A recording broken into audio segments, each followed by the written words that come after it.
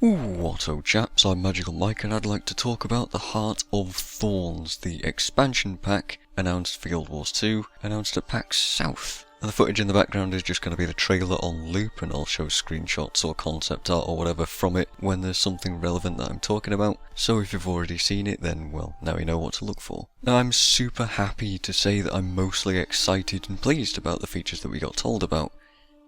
Yeah, I know you noticed me say mostly there. Now don't worry, there's only one single problem that I had with all of it, and that's that we didn't get enough information about how things will work, and we didn't actually get to see any examples of the gameplay. But if you think about it for, well, about a nanosecond, then these are pretty good problems to have.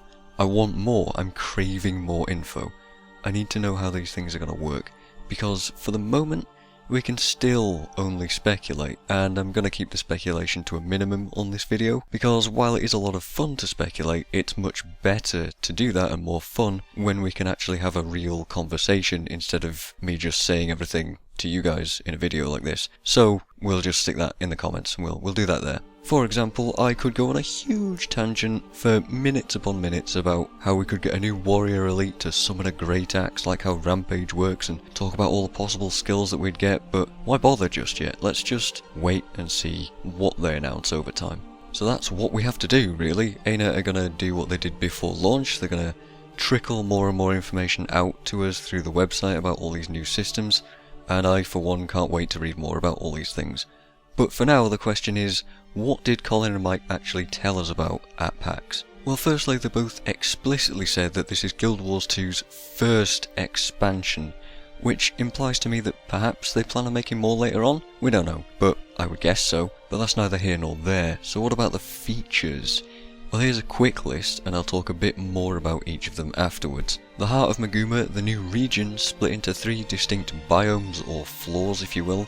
The jungle floor, the roots, and the canopy. This doesn't mean that there's 3 maps, and this doesn't mean that each map will be split into 3 things, like 3 sections. I'm not really sure exactly how that's going to work, but they have said that these maps are going to have enormous verticality to them, which sounds like a lot of fun to me. The few story ideas that we got were something to do with Glint's legacy, maybe Gleam, her offspring? I don't know, it could be any number of things, we just didn't get any info on that. We got to see what looks like the Mersat in the trailer. It's pretty much confirmed. They haven't explicitly said Mersat, but it looks just too much like them to say not. And they gave ideas that they're going to be an allied race, which is very interesting to me. They also mentioned about learning languages in the jungle, and that there's confirmation of more story to do, though we don't know what form that story will take, be it regular personal story style stuff in bulk, in chunks, or as more living story updates. I don't know, but I hope it's all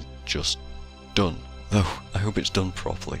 We got told about 2 new character progression systems, which are masteries and specializations. We got told about a new profession, which was the Revenant. That was revealed. It was a huge surprise to me. There was a new World v World Borderlands map talked about very briefly, a new TPVP game type called Stronghold, and of course Guild Halls, which was semi-surprising to me, because we've gone this long without them. Out of all of these features, the Guild Halls did look the least finished, just based off of the fact that they were only showing us concept art that wasn't quite done yet, but you know, we don't know if that's an actual indication of how far they are in development with those things. And we don't know how much in development they're done with any of this stuff, really, to be honest. They haven't at all announced any kind of release date, but there will be a playable demo at PAX East. However, before everyone freaks out and goes, "Oh my god, the game's nearly done," don't take this as me saying that it's going to get released soon, because I for one have no idea. And we had playable demos of Guild Wars 2 in like 2010, which was 2 years before it released. It still could be several months, and since I predicted fairly accurately when the release was going to be last time, I'm going to guess August or September for a release date for the X-Pack. We do know though that it will be a paid expansion, so you're going to have to buy it and you're going to have to own Guild Wars 2 already, and that they're going to have physical copies and digital copies available but other than that we don't really know anything more. We also got told about no new races, and they've pretty much confirmed that there aren't going to be any, at least for now, and I'll admit I'm disappointed that we don't get to play Tengu, but the fact that we get a new profession just completely outweighed it, so I'm not really bothered about that. Alright, so let's go into some detail about some of these things. Firstly, let's talk about the Revenant. I had zero expectations for a new profession, so this, as I said before, it was a massive surprise to me. We don't know much, but we know it's a heavy armor profession with, quote, the ability to channel and control legends from the past. Ritlock is this new thing, and we get to see him using some of the new abilities, probably, in the trailer, and I have to wonder if we, the players, will get to use all of these skills too, because he was, after all, a warrior with a pistol, and we couldn't do that before, so who knows if we actually get the stuff that he gets. It's reasonably safe to assume that we will, but don't get your hopes too high. Their profession skills, so F1, F2, we don't even know how many F skills they'll get. I'm assuming this as well, will sort of attune your skill bar to either a DPS spec or a tank spec or a conditional boon focused spec with completely different skills, and they're going to affect your utilities and your heal skill and your elite and stuff. It's all a lot of non-information, and I'm not sure what to think of it just yet. But Colin is quoted as saying, "It is going to be one of the most diverse professions that we've ever made in Guild Wars history," which sounds very promising to me. We do know that the legends that they'll have access to will include King Jalis Ironhammer of the Dwarves in Guild Wars 1, and Malix the Unyielding from the Domain of Anguish. At least I heard Malix, but some websites are saying Malik, although I have no idea who Malik is, so it's probably Malix. And beyond that, everything is speculation. To me, this sounds like a complex combination of many different professions.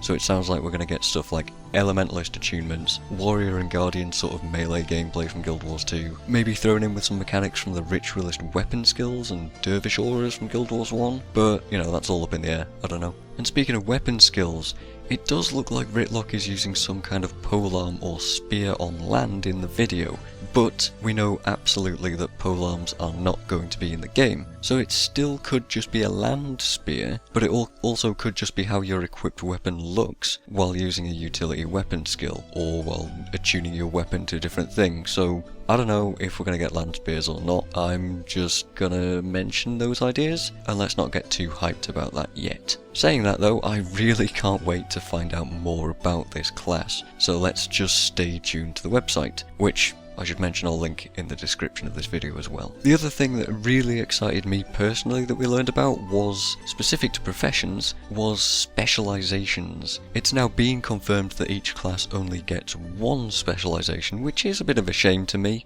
but it could easily allow for future options to open up. The one example that we did get was this. A ranger can choose to specialise his class and become a druid. This gives him access to the staff, new traits, new utilities, a new elite, a new heal skill, and, quote, new profession mechanics that fundamentally change the way the ranger is played. And I assume this means that pets will become more important, or at least different, but again, we just don't know how that's going to affect the ranger.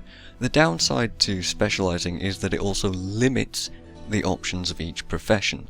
Certain weapons or traits or skills may become unavailable while playing as a druid, but it also sounds like you'll be able to swap these things out on the fly, out of combat, like equipped weapons and traits are right now. Who knows what this means or how it'll all play out. We don't even know the names of the other specs, which I'm really desperate to find out about. And I'm gonna guess right now, one little bit of speculation, that the Guardian will become the Paragon and maybe get Anthem skills?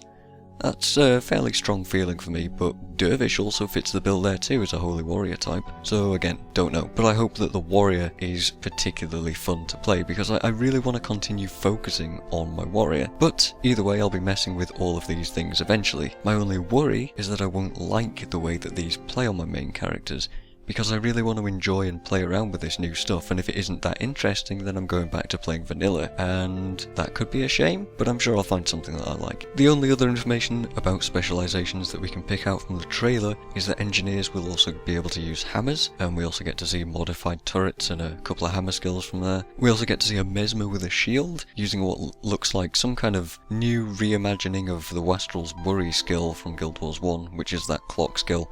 I don't know if it's actually going to be Wastrel's Worry, but The way it works looks like it is to me, so that's what I'm going to call it. And we also got confirmation that Necros will be able to use greatswords in their specialisation. I mean, who didn't see that coming? Who knows how these things are going to work for PvP as well? I think this isn't just a PvE thing, right? Right? They're going to have to balance for PvP too, and we're going to be able to play all these things against each other? I don't know. Don't take my word for that. But that's all we really got for specialisations. And again, I'm just aching for more information.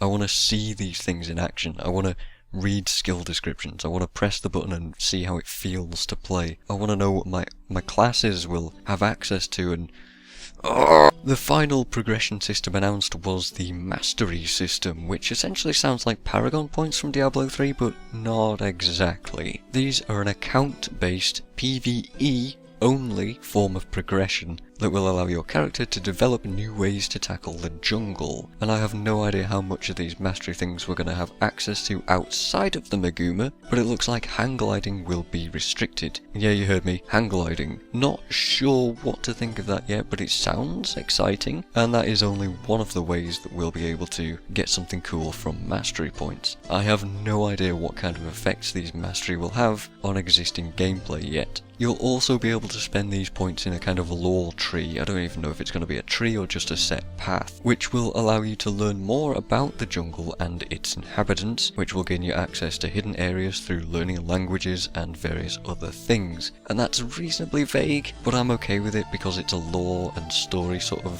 thing, and I would like to experience that in-game more than actually knowing about it just yet. Combat will also be affected by masteries, and they didn't give any proper examples during the stream, but now on the website we can see one, and that's being able to tear off the armour of certain Mordrum enemies, which makes them weaker and be able to do more damage to them. Similar to how the Karka worked during Southsun Cove's release, which is sort of interesting, but it also feels like a reused mechanic. I don't know, we're going to have to play it to see how that actually pans out. It is an interesting start, and the announcement did mention that we'll be able to use masteries to survive against these enemies more easily as well. Again, who knows what that means? I've no idea. I can also only merely guess at whether or not we'll be able to help friends through hidden doors and things like that. What if they don't have the right mastery to open the door that you can? Can we do it for them? Can we cooperate in that way?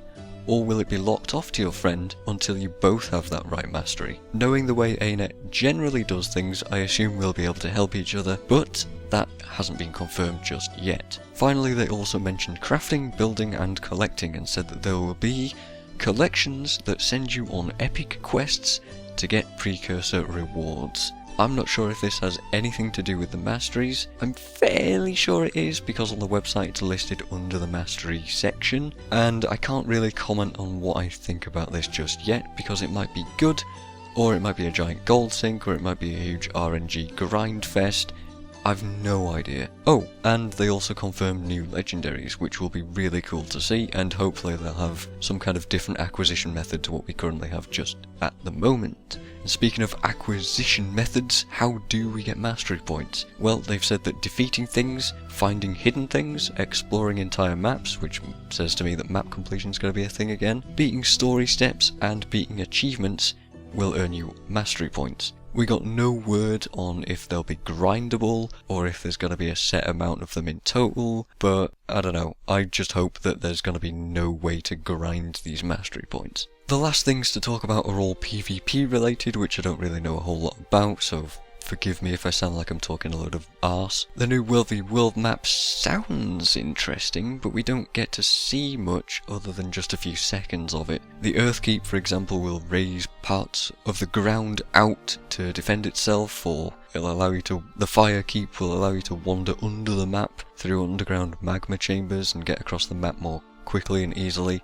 Beyond that info, we don't know what that map holds for us. Who knows? Let's hope for a reinvigorated World v World and hopefully not just another Karma train map like Edge of the Mists turned into. For TPvP, a new GVG style of PvP was announced. All those acronyms. It's called Stronghold, and it sounds just like old Guild Wars 1 Guild vs Guild, but with more mechanics added in. I did notice, however, that while I'm using the words GVG, the words GVG were not used by the devs themselves, and I imagine that that was deliberate. This makes me think that it isn't going to be true GVG that we remember from GW1, and that it isn't going to be what Guild Wars 2 players know as current GVG either. It's going to be something different, something in between. Anyway, there's going to be a supply system involved to hire troops to help assault the enemy keep and guild lord, and there's mention of heroes around the map to recruit for the same sort of purpose. To me, it sounds like elements from MOBA games like Heroes of the Storm have been incorporated here, and I'm not sure about this game type yet because again, we haven't seen how it plays out, we haven't seen any details, and I have no idea. But I wouldn't want it to have too much of a PvE focus with these heroes and things, and I don't want it to involve too many players per team, because to me, smaller teams allow for more thoughtful strategies in my opinion. Again, who knows, I've not a clue how this is going to pan out, but let's hope for a GVG revival with the leaderboards as well. And finally, with all of that stuff comes guild halls. In concept, they sound like a basic place to hang out like in Guild Wars 1, along with an integration of kind of staging areas and things like that for going off and doing specific missions and whatnot. I'm thinking guild missions and maybe even new raid-like content or dungeons, though we've heard no word on either of these things, will be incorporated to get quick access from the guild hall. Again, no idea, complete speculation, who knows. We also don't know very much about what they'll look like. We get about 2 seconds of a possible guild hall shot in the trailer, but apart from that all we have is concept art. We also don't know how customizable they'll be, so guild halls are still very much unknown to me right now.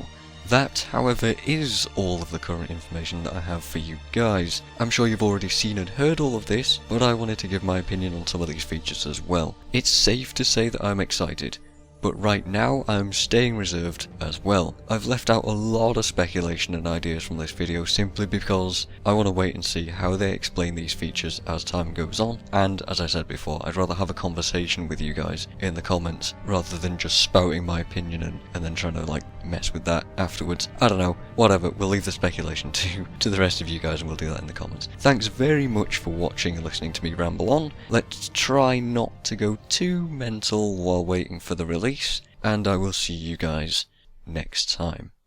Cheerio.